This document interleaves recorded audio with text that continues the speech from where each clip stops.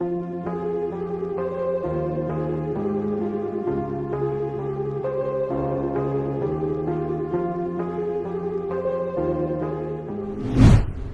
जिला मध्य प्रदेश राज्य का एक ऐतिहासिक और सांस्कृतिक रूप से समृद्ध जिला माना जाता है। ये राज्य के मध्य भाग में मौजूद है और भोपाल से लगभग 60 किलोमीटर की दूरी पर विराजमान है। विदिशा की पहचान उसकी प्राचीन वास्तुकला, पुरातात्विक महत्व और सांस्कृतिक धरोहर के लिए होती है। विदिशा जिला बेतवा नदी के किनारे पर बसा हुआ है, जो इसे कृषि और जल संसाधनों के लिए काफी महत्वपूर्ण जगह बनाता है। जिले में कई प्रकार के भौगोलिक क्षेत्र हैं, जिसमें मैदानी इलाकों से लेकर कुछ ऊंचे नीचे हिस्से शामिल हैं। इस जिले के इतिहास की बात की जाए तो विदिशा का प्राचीन इतिहास भारत की महान सभ्यता की झलक देता है।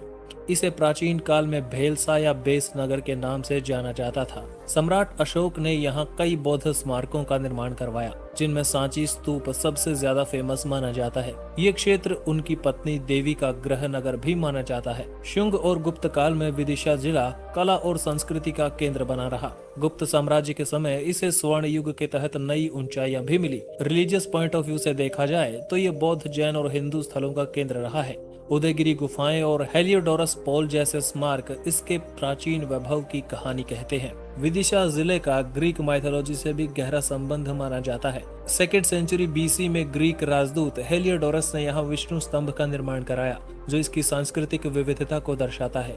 आज भी विदिशा की भूमि उसके समृद्ध अतीत और ऐतिहासिक धरोहरों के माध्यम से इतिहास की अमूल्य संपत्ति को संजोए हुए है। ये जिला मुख्य रूप से ग्रामीण इलाकों में बसा हुआ है, जहां खेत खलिहान और प्रकृति के बीच लोग अपना जीवन यापन करते हैं। अगर हम बात करें 2011 की जनगणना की, तो जिले की कुल जनसंख्या करीब 14 से 15 लाख के आसपास थी। इस जनसंख्या का एक बड़ा हिस्सा गांव में रहता है, जहां का जीवन काफी सरल है, लेकिन अब शहरों की ओर भी लोगों का रुझान बढ़ रहा है। दूसरी ओर विदिशा की जनसंख्या में पुरुषों की संख्या महिलाओं से थोड़ी सी ज्यादा है, लेकिन ये अंतर ज्यादा बड़ा नहीं है। यहाँ के लोग अपनी सांस्कृतिक धरोहर को संजोए हुए हैं और गाँव में शिक्षा और जीवन शैली का एक अलग ही तरीका है। हालांकि शिक्षा की दर में सुधार की जरूरत यहाँ महसूस की जाती है, खासकर महिलाओं में। धर्म की अगर बात की जाए तो हिंदू धर्म के लोग यहाँ सबसे ज्यादा हैं, लेकिन मुस्लिम, जैन और अन्य धर्मों के लोग भी विदिशा की धरती पर अपनी पहचान बनाए हुए हैं। ये धार्मिक मिश्रण इस इलाके की सामाजिक संरचना को और भी खास बनाता है।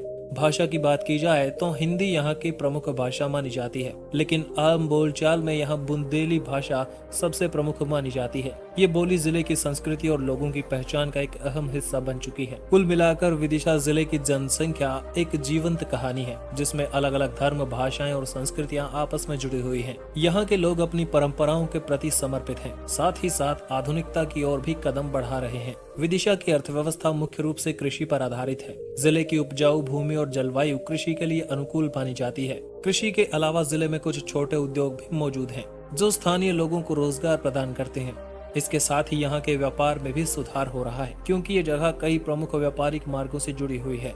विदिशा के ट्रांसपोर्ट इंफ्रास्ट्रक्चर की बात की जाए तो काफी महत्वपूर्ण सड़क और रेल मार्गों से ये जगह जुड़ी हुई है। विदिशा का रेलवे स्टेशन मध्य प्रदेश के प्रमुख रेलवे स्टेशनों में से एक माना जाता है, जो दिल्ली, मुंबई और भोपाल, ग्वालियर जैसी महत्वपूर्ण रेल मार्गों से जुड़ा है। रेल नेटवर्क के कारण यहाँ का माल परिवहन भी आसानी से होता है, जो जिले के व्यापार और अर्थव्यवस्था को सहारा देता है। सड़क परिवहन भी यहाँ पर काफी अच्छी स्थिति में माना जाता है और जिले के विभिन्न हिस्सों को राज्य और राष्ट्रीय राजमार्गों के माध्यम से अन्य प्रमुख शहरों से जोड़ा गया है। विदिशा से भोपाल, ग्वालियर और अन्य बड़े शहरों तक जाने के लिए अच्छी सड़कें हैं और स्थानीय परिवहन के लिए बस सेवाएं और टैक्सी भी उपलब्ध है। इस प्रकार विदिशा का ट्रांसपोर्ट और इंफ्रास्ट्रक्चर धीरे धीरे सुधार की ओर बढ़ रहा है, जो इस जिले की समृद्धि में योगदान दे रहा है।